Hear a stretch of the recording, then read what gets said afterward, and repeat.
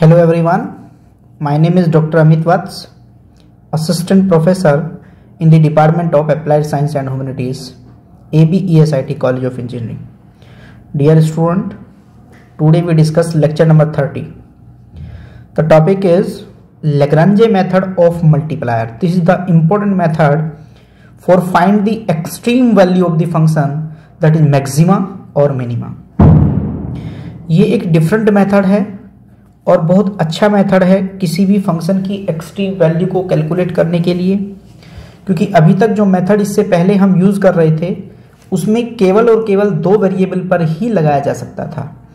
अगर किसी इक्वेशन में किसी फंक्शन में तीन वेरिएबल आ जाते हैं तो हमें उस हेल्प इक्वेशन से जो भी रिलेशन दिया था इंडिपेंडेंट वेरिएबल्स में, उससे किसी एक की वैल्यू को निकाल के फंक्शन में सब्स्टिट्यूट किया और तब हमने उस फंक्शन को दो वेरिएबल में रिड्यूस कर लिया। मतलब ये प्रोसेस हम यूज कर रहे थे अभी तक, लेकिन अब हम तीनों वेरिएबल पर एक साथ इस मेथड को अप्लाई कर सकते हैं। ये मेथड जरूरी नहीं है कि केवल तीन वेरिएबल पर या उससे ज़्यादा पर ही लगाया जाता है। इस मेथड को हम टू वेरिएबल्स के इक्वेशन पर भी लगा सकते हैं।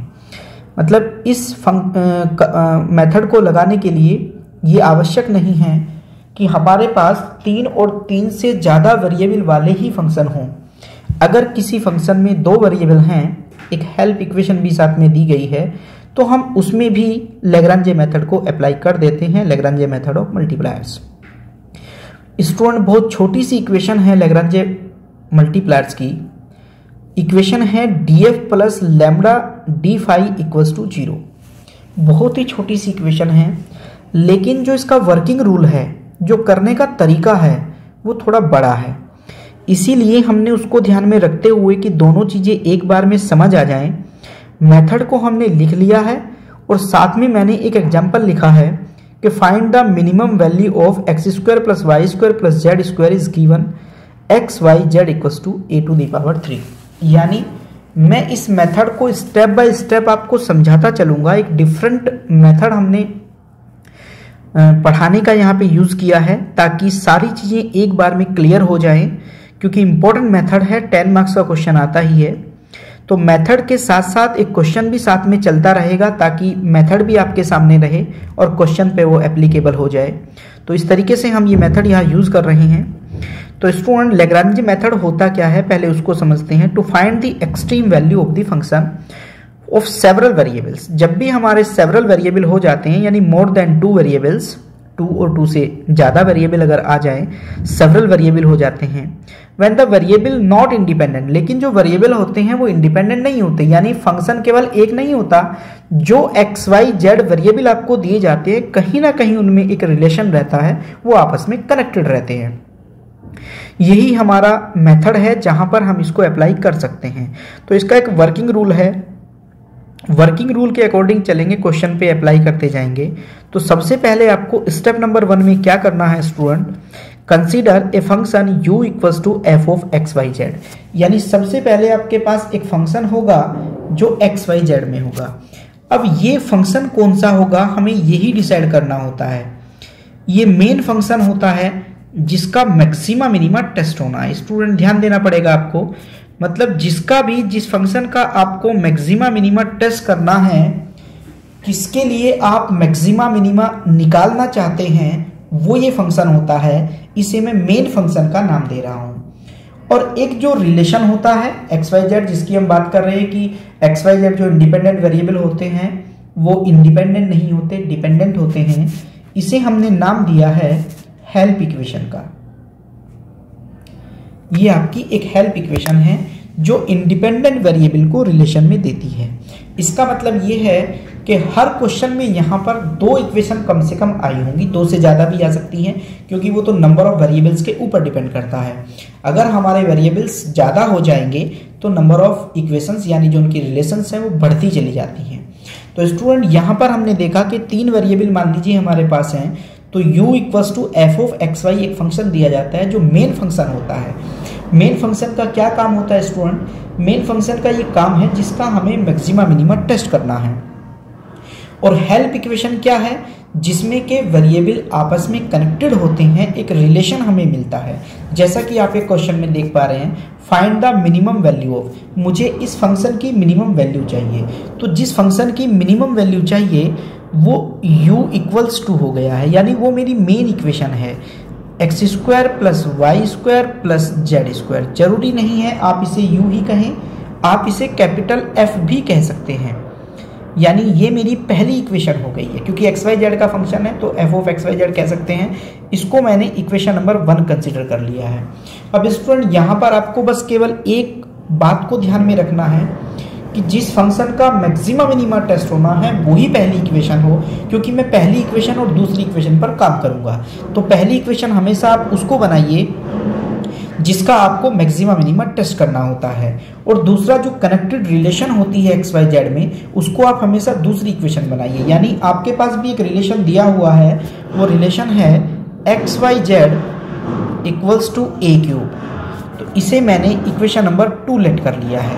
जो भी रिलेशन आपको दिया जाएगा हमेशा ही स्टूडेंट वो रिलेशन आप उसी इक्वेशन को मानिए। जो भी आपको एक्स वाई जेड में रिलेशन दिया जाता है हमेशा उसको इक्वेशन नंबर 2 कंसीडर कर लीजिए। इक्वेशन नंबर 2 क्योंकि मैं 1 और 2 पर काम करूंगा, मैं बार बार नीचे बताता जाऊंगा कि अब मैं 1 का यूज कर रहा हूं और 2 का यूज कर रहा हूं, तो उसकी वजह से फिर हमें आसानी होती है। यानी हेल्प इक्वेशन को हमेशा 2 लेट करना है और जिसका मैक्सिमा मिनिमा टेस्ट होना है उसको 1 लेट करना है। अब स्टूडेंट चूंकि जो मैक्सिमा मिनिमा टेस्ट होना है तो वो जितने वेरिएबल्स उसके अंदर होते हैं उनमें एक साथ सब में चेंज आता है। सभी में चूंकि एक साथ चेंज आता है, तो जब एक साथ चेंज आता है तो ऐसे डिफरेंशियल को टोटल डिफरेंशियल कहा जाता है। यानी स्टेप नंबर 1 जब आप 1 और 2 इक्वेशन कंसीडर कर लें तो स्टेप नंबर 2 में आपको क्या करना है कि फाइंड du मतलब उस u फंक्शन का जो भी फंक्शन दिया है उसको डिफरेंशिएट करना है। लेकिन चूंकि सारे वेरिएबल में एक साथ चेंज आ रहा है इसीलिए डिफरेंशियल टोटल डिफरेंशियल कहलाता है। यानी यहां से आप du या फिर df दोनों में से आप कुछ भी कह सकते हैं, या तो आप du कहिए या आप df कहिए। यानी यहां से आपको du निकालना होगा। तो du की डेफिनेशन होती है टोटल डिफरेंशियल होगा, चूंकि साइमल्टेनियसली चेंज आ रहा है वेरिएबल में, सारे वेरिएबल एक साथ बदल रहे हैं, इसीलिए जो डिफरेंशियल होता है del F upon del X into D X. यानी इस u का डिफरेंशियल जो फंक्शन मेरे पास है उसका differential with respect to x, x के रिस्पेक्ट में डिफरेंशियल करूंगा तो 2x हो जाएगा इंटू डी एक्स, प्लस उसके बाद 2y इंटू डी वाई, और उसके बाद 2z इंटू डी जेड। मैंने उसको साइमल्टेनियसली यानी टोटल डिफरेंशिएशन का यूज करके उसको डिफरेंशिएट कर दिया है। अब इस इक्वेशन को अगर आप सिंप्लीफाई करना चाहते हैं तो हम साथ साथ सिंप्लीफाई कर सकते हैं, क्योंकि मैक्सिमा मिनिमा के लिए हमें du को 0 रखना होता है। तो जब मैं du को 0 रखूंगा तो du को 0 रखने से क्या होगा कि पुट du इक्वल्स टू 0, तो ये इक्वेशन हो जाएगा x dx y dy z dz equals to 0। इसको हमने इक्वेशन नंबर 3 लेट कर लिया है। अब स्टूडेंट स्टेप नंबर 2 में हमने इक्वेशन नंबर 3 पर हम आ गए हैं। अब हमें इक्वेशन नंबर 4 पर काम करना है। 4 पर काम करने के लिए हमने क्या किया स्टूडेंट, जो इक्वेशन आपकी हेल्प इक्वेशन दी गई थी उसका भी आपको साइमल्टेनियसली चेंज यानी उसका भी डिफरेंशिएशन करना पड़ेगा। यानी del phi upon del X into D X, del phi upon del Y into D Y, plus del phi upon del Z into D Z. यानी कि इसका मतलब ये है स्टूडेंट कि जो इक्वेशन नंबर नेक्स्ट दी गई थी उसको मैंने फाई फंक्शन माना है और फाई फंक्शन को डिफरेंशिएट करेंगे विद रिस्पेक्ट टू एक्स। जब मैं एक्स के रिस्पेक्ट में करूंगा तो वाई जेड डी एक्स हो जाएगा, प्लस जब वाई के रिस्पेक्ट में करूंगा तो एक्स जेड डी वाई हो जाएगा, और जब मैं जेड के रिस्पेक्ट में करूंगा तो एक्स वाई डी जेड हो जाएगा। चूंकि इक्वल्स टू में कांस्टेंट है तो 0 के बराबर, इसको मैंने इक्वेशन नंबर 4 कंसीडर कर लिया है। तो जब आपके पास इक्वेशन नंबर 3 और इक्वेशन नंबर 4 बन जाती हैं, वो कंप्लीट हो जाती हैं, तो आप स्टेप नंबर 3 पर जाएंगे। स्टेप नंबर 3 ने आपको क्या कहा, उसने कहा du को 0 रख दीजिए, मैंने रख दिया है। मैक्सिमा मिनिमा की वैल्यू निकालने के लिए चूंकि स्टेशनरी पॉइंट मुझे चाहिए, स्टेशनरी पॉइंट के बिना तो मैं मैक्सिमा मिनिमा टेस्ट ही नहीं कर सकता, तो मुझे स्टेशनरी पॉइंट चाहिए। स्टेशनरी पॉइंट के लिए मैंने क्या किया कि अब मैं मेन मेथड पर जाता हूं। जो मेथड मैंने स्टार्टिंग में आपको बताया कि df plus lambda D phi equals to 0 is the Lagrange equation. यानी फंक्शन का डिफरेंशिएशन किया, वो du बराबर 0 हो गया, d5 मतलब जो फाई फंक्शन था उसका डिफरेंशियल किया, जो मेन इक्वेशन है उसको 1 से मल्टीप्लाई, और जो हेल्प इक्वेशन है उसको लैम्बडा से मल्टीप्लाई करके हमें इक्वेशन का सम करना है। यानी इसके लिए हम ये करें कि मल्टीप्लाइंग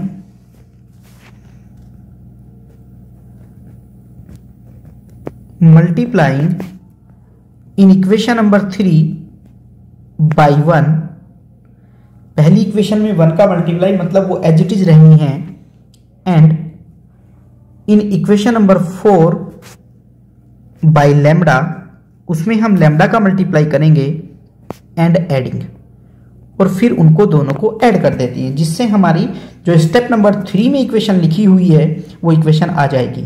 यानी वो इक्वेशन कैसे आ रही है, वो इक्वेशन ऐसे बनेगी कि x, वो इक्वेशन हो जाएगी x plus lambda z y into D x plus y plus lambda x z into D y, और plus z plus lambda x y into D z equals to 0। Student ध्यान दीजिए, equation number 3 को 1 से multiply किया है, equation number 4 को अगर आप देखें तो इसको मैंने लैम्बडा से मल्टीप्लाई किया है, और दोनों 3 और 4 को मैंने सम कर दिया है। जब मैं उनको सम करूंगा तो वो इक्वेशन कुछ इस फॉर्म में आ जाएगी। यानी स्टेप नंबर 3 हमने कंप्लीट कर ली है। जब हम स्टेप नंबर 3 पे आएंगे तो स्टेप नंबर 3 पे फिर ये कहा गया equating the coefficients of dx dy and dz, यानी इस इक्वेशन से आपको dx dy dz के वेरिएबलों को, कोफिशिएंट को इक्वेट करना है। यानी इक्वेटिंग टू 0 या equating the coefficients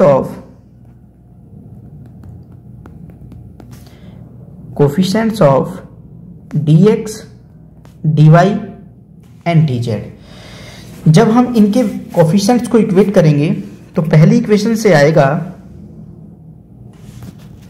x plus lambda Z Y equals to 0, दूसरी इक्वेशन से आएगा y plus lambda x Z equals to 0, और तीसरी इक्वेशन से आएगा z plus lambda x Y equals to 0।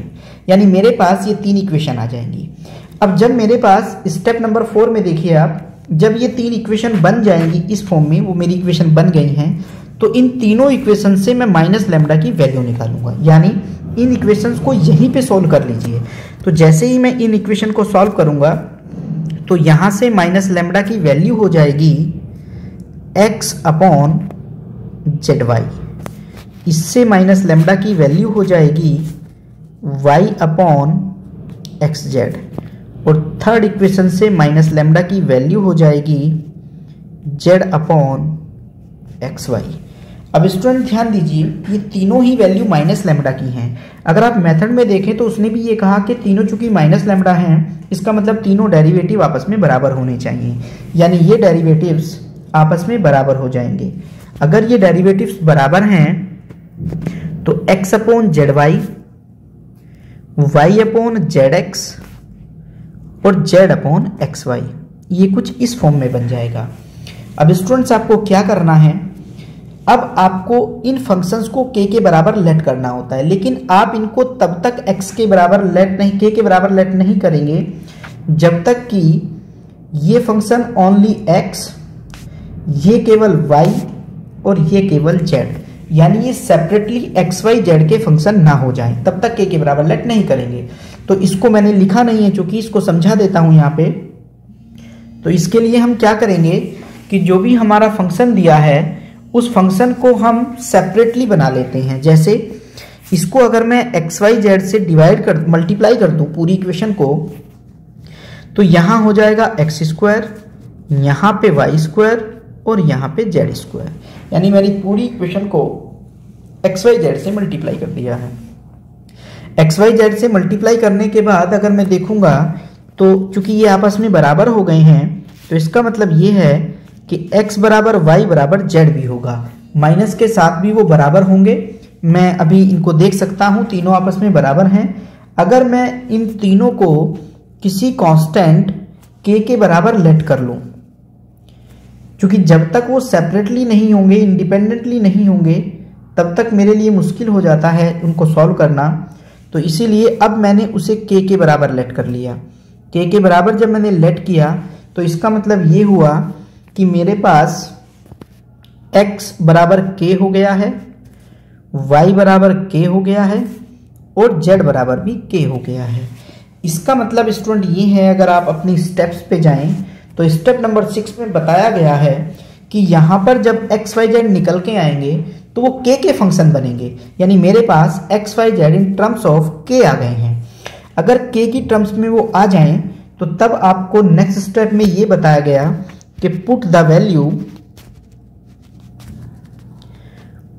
Value of x y z in equation number 2। Equation number 2 is the help equation, इसलिए मैंने कहा कि वो हमेशा हेल्प इक्वेशन में ही रखना है। तो नाम जब आप स्टार्टिंग में देंगे तो 1 और 2 इस तरीके से देखिए, हेल्प इक्वेशन ही 2 आई, क्योंकि मैंने रूल में लिख दिया है कि वो 2 में ही रखना है। तो इसका मतलब जब मैं उसके अंदर रखूंगा तो वहां मेरी इक्वेशन थी x y z equals to a to the power 3, और चूंकि x y z की वैल्यू मेरे पास आ गई हैं k into k equals to a cube, इसका मतलब है कि k cube equals to a cube, और इसका मतलब हो जाता है कि k की जो वैल्यू है वो a आएगी। उसमें हमने मेथड में लिखा है कि जब भी आपके पास k की वैल्यू आ जाए तो उस k की वैल्यू को वापस x y z में रिप्लेस कर देना है। तो जैसे ही हमने उसको वापस x y z में रिप्लेस किया तो वैल्यू कुछ इस तरीके से आई कि x इक्वल्स टू, चूंकि k था तो a हो जाएगा, y इक्वल्स टू k था तो a हो जाएगा, z इक्वल्स टू k था तो a हो जाएगा। यानी कि जो पॉइंट्स मेरे पास ये आ गए हैं, दीज आर स्टेशनरी पॉइंट। यही वो पॉइंट्स होते हैं जिन्हें हम स्टेशनरी पॉइंट कहते हैं। स्टूडेंट, स्टेशनरी पॉइंट मेरे पास आ गए हैं।